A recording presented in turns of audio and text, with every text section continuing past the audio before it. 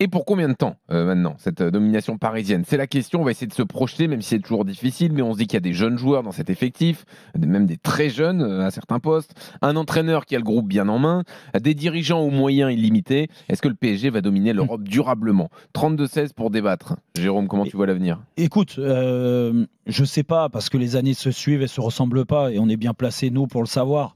Donc, je sais pas comment ils vont rebondir. Ce qui est sûr, c'est qu'ils ont pas ils ont le temps de savourer et de profiter là, mais très vite, ils sont dans un autre objectif. Entre ceux qui sont partis avec leur équipe nationale, dès jeudi, ils vont jouer, les Français. Et puis après, il y a le championnat du monde des clubs. Et le championnat du monde des clubs, pour avoir échangé avec pas mal de joueurs hier, c'est un objectif. Très vite, ils me l'ont dit, et le président l'a rappelé même sur l'estrade quand il a fait son discours, même s'il était perturbé aussi parce qu'il ne l'avait pas préparé, il a rappelé quand même qu'il voulait être champion du monde. Donc en fait, là, ils n'ont pas le temps de trop savourer, de s'éparpiller. Donc ils vont aller aux États-Unis pour essayer de la gagner. S'ils la gagnent, il faudra bien se reposer. Mais comme tu l'as dit, en fait, le sportif de haut niveau, quel que soit le sportif de haut niveau et quel que soit le niveau, quand tu gagnes, tu te reposes pas sur tes lauriers, tu t'en fais pas plus. Au contraire, ce sentiment-là, l'adrénaline qui est à son max, l'émotion, la communion, tout ce qu'on dit là, tu as envie de la revivre le plus vite possible. Oui. Donc j'imagine que l'année prochaine, ils seront encore à donf de ce côté-là.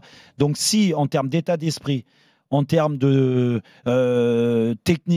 tactique, parce que Luis Enrique a été conservé, il a même prolongé. Donc j'imagine que ça ne va pas changer. Au contraire, ça peut que s'améliorer. Et franchement, c'est monstrueux ce qu'il a mis en place. Mais ça, on reviendra tout à l'heure sur les détails. Plus les joueurs, qui sont des jeunes joueurs, que certains, on a l'impression qu'il y a quand même encore une marge de progression.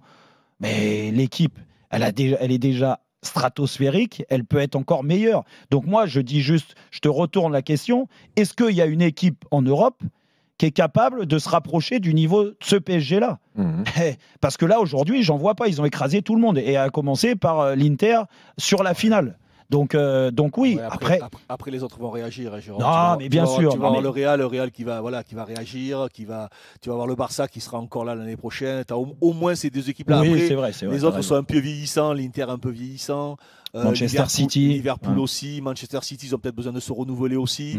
Mais le Real et le Barça, ils seront là, ils seront dans la lutte. Non, mais bien sûr. Non, mais tu sais, je vous laisse parler parce que j'ai beaucoup parlé là. Et pour rebondir sur ce que tu disais, je dis pas que c'est une garantie que ça y est, le PSG va gagner 5 Ligues des Champions de suite. C'est pas ce que je dis. Même l'année prochaine, ça sera très compliqué. De toute façon, il y a très peu d'équipes qui ont fait le doublé. Mais ce qui est sûr, c'est que ils sont là, ils sont quand même en avance sur tous les autres clubs et que, en effet, sur des matchs à élimination directe, il peut toujours se passer des choses. On le sait très bien. Tu peux te faire surprendre et ça, c'est avoir aussi de l'humilité pour se dire, c'est pas une valeur sûre si tu veux d'avoir gardé, conservé l'équipe, de progresser, parce que tu peux te faire surprendre comme certaines équipes se sont fait surprendre là sur des matchs à élimination directe. Mais je pense que on peut espérer une hégémonie du Paris Saint-Germain, mais moi, c'est pas ce que j'attends du Paris Saint-Germain, pour tout te dire. Moi, j'attends pas que le Paris Saint-Germain gagne toutes les compétitions. On a été footballeur, on sait ce que c'est, on sait que gagner ou perdre, ça peut tenir parfois pas grand-chose. Donc moi, j'attends pas du Paris Saint-Germain. Moi, ce que j'attends du Paris Saint-Germain, c'est qu'il garde le même état d'esprit, le même sens du collectif, le même plaisir de jouer, des choses qui sont que l'on peut maîtriser, des choses qui ont montré dont ils étaient capables de ça. Moi, c'est ce que j'attends du Paris Saint-Germain. Moi, ce que je ne comprendrais pas, c'est que l'année prochaine, par exemple, on va pas parler des années encore suivantes, mais au moins l'année prochaine, ils ne jouent pas avec la même intensité, ils ne jouent pas avec la même envie, ils ne jouent pas avec la même créativité, ils ne jouent pas avec la même qualité technique. Voilà, je pense que là, ils ont trouvé le mojo, ils ont trouvé la formule. Combien de joueurs sont venus au Paris Saint-Germain? Ça demande beaucoup d'efforts aussi du gars, c'est dur à tenir peut-être sur la longueur. Oui, mais après ça se prépare, ça, Jean-Louis, ça se prépare. Il y a des préparateurs physiques, il va y avoir du renouvellement, il va y avoir un joueur par ligne qui va arriver. L'entraîneur va insuffler quelque chose de nouveau, et puis il y a une confiance qui se dégage. Les joueurs qui vont arriver au Paris Saint-Germain vont arriver aussi avec un autre état d'esprit. Souvenons-nous du nombre de joueurs qui sont venus au Paris Saint-Germain seulement pour l'argent et qui prenaient un peu le Paris Saint-Germain un peu pour des nazes. Maintenant, le Paris Saint-Germain fait partie des vainqueurs, donc tu le regarderas pas de la même manière. Et puis l'attitude qu'il va falloir avoir au Paris Saint-Germain, c'est plus du tout la même. Là, tu vas arriver chez le champion d'Europe. Voilà, donc forcément, ce qu'on va te demander, tu vas être redevable un peu, et c'est presque entre guillemets une chance de signer dans ce Paris Saint-Germain là, parce que signer aujourd'hui au Paris Saint-Germain, c'est une équipe qui joue bien, mais tu sais ce qu'ils vont te demander. Tu sais ce qu'il faut pour arriver là où ils en sont. Donc, moi j'attends tous ces choses-là. Après, gagner, perdre, ça reste le foot. Hein. Non, mais le constat, vous l'avez dit, il n'y a pas beaucoup, à part le Real ces derniers temps, d'équipes qui ont gardé leur titre. Donc, c'est compliqué. L'accident peut arriver à tout moment. Par contre, il y a quand même une réalité, je pense, qui a été comprise là par les dirigeants, parce que c'est quand même eux qui insufflent le projet. Hein, et c'était eux d'ailleurs qui étaient dans le recrutement de stars sans logique, sans équilibre, sans respect peut-être même de l'institution. Voilà, donc là, tu as le garant de cet état d'esprit, c'est le coach. Et le coach, il sort grandi de cette saison-là. Je pense que sur le recrutement, c'est lui et Campos qui vont être écoutés peut-être encore plus que d'habitude, parce que quand tu ramènes ce titre-là avec cette qualité de jeu et avec cette progression, notamment sur les 6 derniers mois, tu vas être écouté. Donc on peut faire confiance au coach pour justement par petites touches, parce que tu es obligé de pas renouveler, mais tu es obligé d'amener du sang frais. Tu as peut-être des joueurs qui vont vouloir partir, ceux qui jouent pas trop. Voilà, ceux qui veulent pas trop, ceux qui jouent pas trop. Et donc là, ça va être l'intelligence de ramener du sang frais de qualité sans perturber le groupe. Ça, notamment l'équilibre du groupe. Voilà, c'est là que ça va se jouer. Mais là, j'ai quand même l'impression que sur les années à venir, le PSG est à l'abri de toute l'équipe est jeune. Voilà, l'équipe est jeune. Là où vous avez raison, c'est que si tu fais le tour de l'Europe finalement, à part le Barça, qui a une équipe jeune avec une vraie. Bon, après, on va voir le coach. On va voir le coach aussi. Il faut qu'il reste, le coach Flick, il va rester l'année prochaine, mais on ne sait pas comment ça va se passer dans ces clubs-là. Tu sais, ça va vite. Hein. Mais tu as une ossature de jeunes du club en plus qui est forte. On a vu leur qualité offensive. Peut-être qu'il faut que défensivement, ils se renforcent un peu, parce que on se rend compte que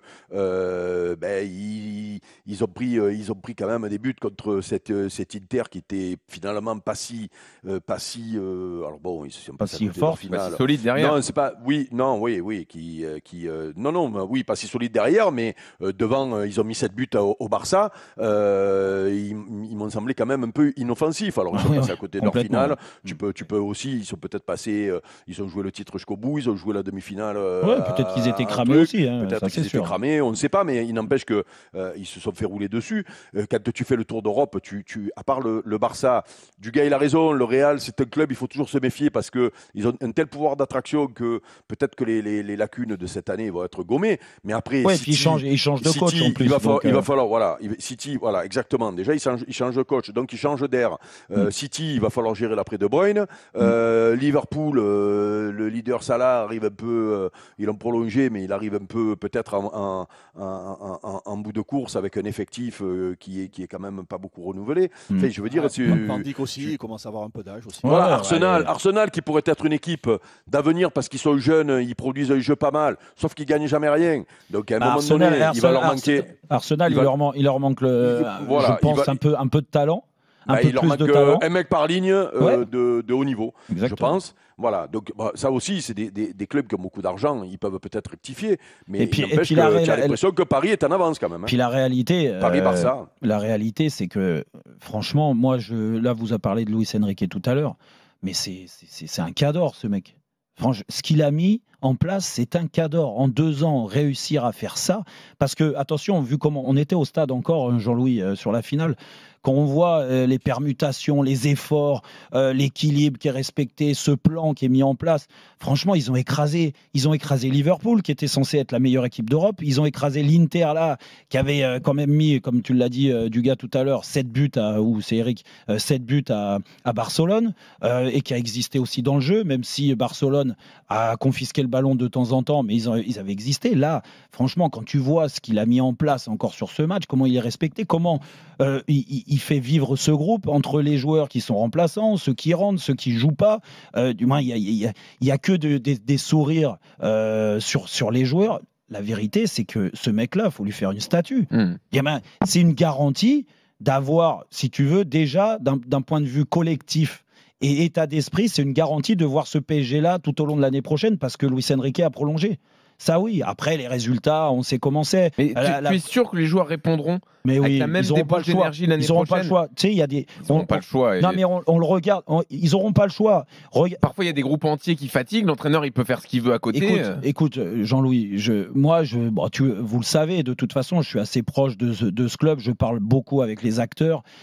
Quand ils te parlent comme ça d'un coach, c'est pas anodin, quoi. C'est pas par hasard. Je suis passé par là aussi. Quand tu fais autant d'éloges à un coach, alors même si j'ai une émission tous les jours et que des fois ils vont peut-être pas tout me dire, mais tu parles pas avec autant de respect d'un coach quand il est pas là à moi comme ça, parce qu'on parle d'une passion commune, le football.